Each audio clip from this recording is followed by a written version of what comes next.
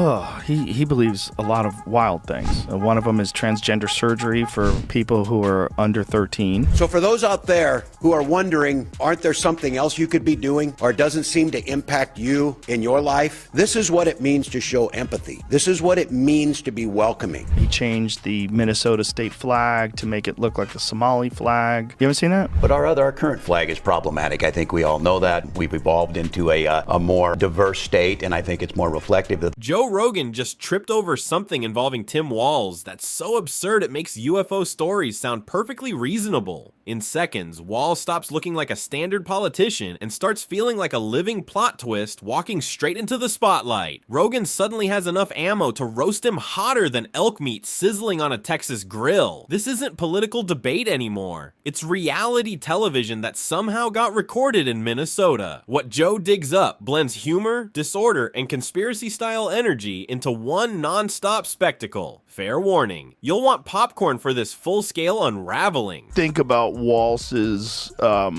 descriptions of his military career, because there's some issues there that people have. I don't know if he flat out ever said that he served in Afghanistan, but he certainly didn't dissuade people from saying that he was, when they were saying he didn't correct them.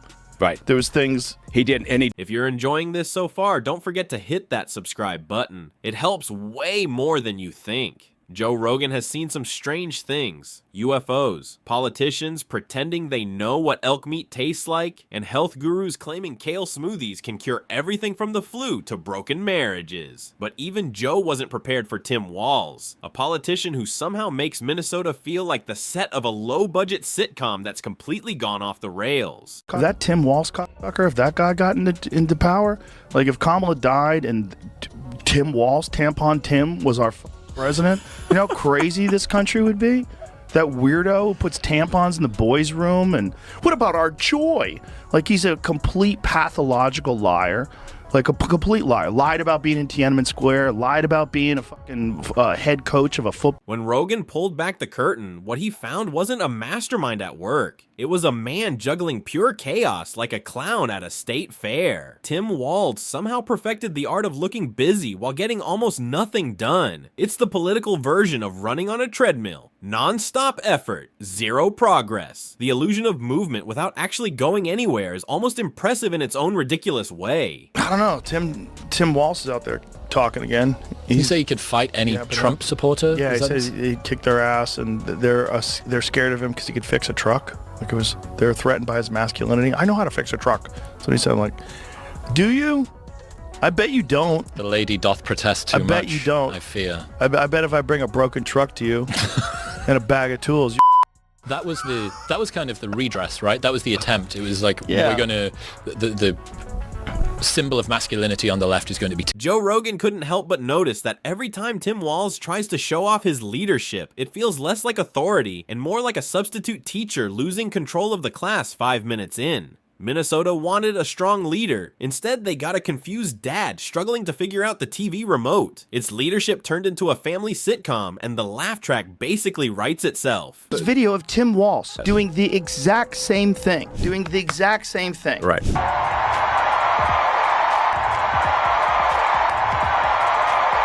Exact same thing, and he said, of course, it's a Nazi salute. He said that. Right. We spent 3 days debating, having them trying to debate that President Musk gave a Nazi salute. Of course he did. But that is a distraction. This is how crazy things have gotten. Like, And the wild part is, Walz isn't even trying to hide it. He acts like he's cracked the secret code to running a government. But Joe noticed his so-called big ideas sound like they were lifted straight from a 2003 motivational calendar. It's the kind of advice that only sounds deep if you're half asleep in a dentist's waiting room. Rogan pointed out the comedy of it all. Not with cruelty, but with that familiar, "Are we really doing this?" tone he usually saves for people explaining flat earth theories. Interviews and there's no pushback. There's no like, excuse me, I didn't go to Iraq, right? Exactly. And I retired, as my unit was deploying. And so we were retired a couple months before. A couple months before, right?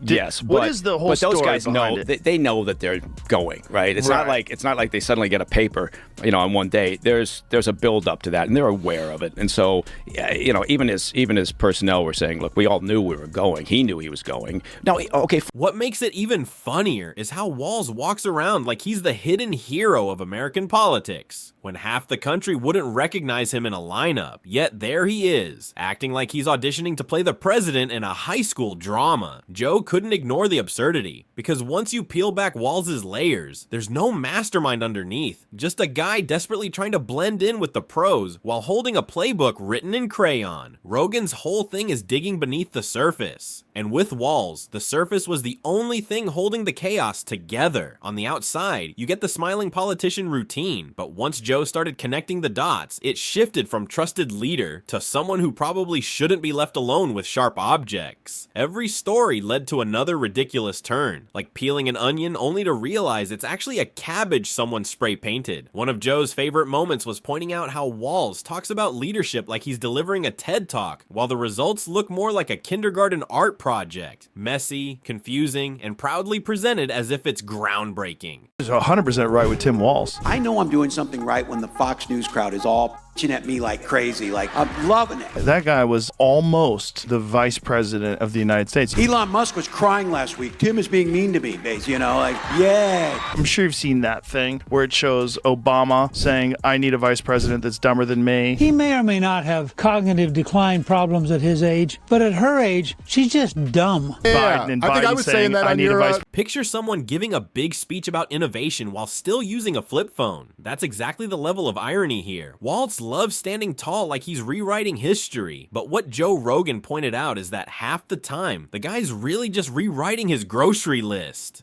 What really cracked Joe up was how Walz carries himself like Minnesota is the center of a political revolution, when it's really a testing ground for dad jokes and painfully awkward town halls. Walz thinks he's running Rome, but Joe sees a lemonade stand with questionable math. The people around him either buy into the illusion or pretend to, because who doesn't enjoy watching someone accidentally trip their way into power like it's political Twister? Rogan couldn't ignore Walz's strange talent for turning every serious moment into a sitcom gag.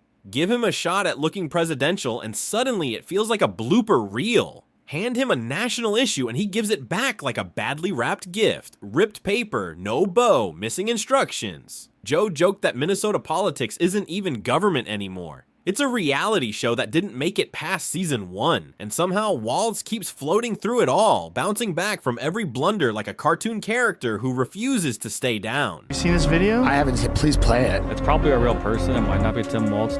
Trump is AI generated. No, he slaps his... I mean, that is hilarious. Oh, it's definitely him. This is all 100% real, Jamie. You're a plant by the Jamie's government. compromised. On top says it's AI generated. Riley So Moore what? fell for an AI-generated video of Minnesota government. I fell for it too. And do you know why I fell for it? Yeah. Because I believe that he's capable of doing something. It's almost impressive, said Chris, like watching someone slip on ice and somehow not fall. You can't tell if it's skill or just blind luck. Walz dodges accountability like he's Neo in the Matrix, except instead of bullets, it's bad decisions flying at him. This is where Rogan really had fun, tearing apart the idea that Walz is some misunderstood genius. Nope. Joe compared him to an overconfident substitute gym teacher. Sure, he can fire off a loud pep talk, but when it's time to run real plays, you'd be better off asking middle schoolers with a whiteboard. Walz keeps acting like he's playing chess, but Joe exposed that it's really Candyland, and he's still losing. The deeper Rogan went, the stranger it got. Walz has a habit of over-explaining everything, as if talking longer magically turns nonsense into wisdom, but Joe wasn't buying it. He saw straight through the act. Walz's speeches are basically the audio version of motivational cat posters, the ones that say, "Hang in there." It sounds inspiring, until you realize it's just a cat stuck on a branch. More time. I mean, they were talking about cracking down on hate speech online. Like that free speech is not hate speech. That Tim Walz guy was actually saying that. I think we need to push back on this. There's no guarantee to free speech on misinformation or hate speech, and especially around our democracy. Hate speech. But here's the real kicker. Walz somehow convinced people he's relatable. Rogan called it out. The guy's version of being down to earth sounds like it was written by a marketing intern running on their third coffee. It's not authenticity. It's improv comedy with a 2-drink minimum. Walz struts around trying to play the everyman, but Joe exposed that he's closer to an AI bot programmed to say folks every few sentences. And just when you think Walz has hit peak awkwardness, he somehow tops himself. Joe pointed out that Walz doesn't just stumble. He stumbles with enthusiasm, like it's all part of the plan. He'll proudly announce a big initiative only for it to collapse faster than a bargain lawn chair. The guy collects political blunders like trophies, stacking them up as if history will one day applaud his legendary missteps. Spoiler, it won't. But Joe didn't stop at the politics. He went after the whole vibe. Picture Walz walking into a room, the mood shifts instantly. Not from respect, but because everyone's bracing for the unintentional comedy show that's about to start. Rogan compared it to watching someone do karaoke for the first time. Loud, confident, and completely off-key. You don't want to laugh, but you can't stop yourself. You know? No. For the video of him taking down the Minnesota flag and he replaced it with the new flag that looks a lot like the Somali flag. Minnesota has a huge population of Somalis in it. All right, ready. Whoa, wait a minute. So he gets the flag, picks it up, and replaces it. There, that's better. Why is that better? Here's where the irony really lands. Walz actually thinks he's crushing it. That's the trick. While everyone else sees a blooper reel, Walz sees a highlight reel. Joe Rogan pointed out that the man's real talent might be living in an alternate reality where every mistake somehow counts as a win. It's delusion turned into a superpower, and it works just long enough for him to keep a straight face on camera. But Joe didn't stop there. He dug into Walz's habit of chasing trends like a surfer who never learned how to balance. Rogan laughed at how Walz thinks saying the right words is the same as doing the actual work. If politics were karaoke, Walz would be the guy mumbling lyrics he doesn't know, hoping nobody notices. The funniest part is how Walz handles criticism. Joe showed that he treats every bad headline like a personal attack from the universe. Instead of learning, he doubles down with the confidence of someone who misread the map but insists the car is headed the right way. Joe summed it up perfectly. Watching Walz deal with adversity is like watching someone try to fix a broken sink with duct tape. It never works, but you almost respect the effort. American history. Kamala saying, I need a vice president dumber than me. It's Walz. Men have tampons. We have a lot of accomplishment. We haven't taken adequate credit for it, frankly. We got to do a better job of getting the word out about what we have accomplished and who did it. You got to lose because we got to break this cycle. We're getting way. And the timing couldn't be better. Joe's takedown of Walz landed right when people are begging for authenticity. And here's Walz delivering the exact opposite. Forced charm mixed with nonstop awkwardness. Rogan's breakdown showed that Walz isn't just out of touch. He's practically operating on another planet. It's not sinister, it's hilarious. The man truly believes he's starring in a gripping political drama, when in reality, he's the comic relief nobody can stop watching. By the end, Joe painted a picture you can't unsee. A politician who stumbled into attention by accident, convinced himself it was destiny, and has been improvising ever since. That's why people couldn't stop laughing. Joe didn't just criticize him, he exposed the unintentional comedy act that defines Tim Walz's political career. From the over-the-top speeches to the awkward timing, from dad joke policies to inflated confidence, Walz became less of a leader and more of a walking blooper reel. Minnesota wanted a governor, but what they got was a sitcom character. And thanks to Joe Rogan, everyone else finally got front row seats. The more people replayed Joe's breakdown, the clearer it became. This wasn't a fluke, it was a pattern. Complete pathological liar. Let's be honest, there are outsiders coming into communities, stealing and moving jobs away, and making life harder for people living there. And they have names, Donald Trump and J.D. Vance. Complete liar. Lied about being in Tiananmen Square, lied about being a head coach of a football team. Because this started, and I love this story, as a young prosecutor. Kamala Harris talked about going in that courtroom for the first time. Pathological liars, people that are habitual liars, they just lie all the time about everything. Oh, you didn't deploy for war. You didn't. Why are you saying you deployed at war? The weapons you used in war? No, you were in war. I plan on waking up on November. Walz isn't unlucky. He's consistent. Every move, every speech, every serious attempt at looking presidential somehow turns into another blooper reel. It's almost impressive. Like he's devoted his entire career to proving gravity hits Minnesota politicians harder than anyone else. You'd think he'd learn eventually, but no. He just doubles down, proudly walking into the same glass door twice.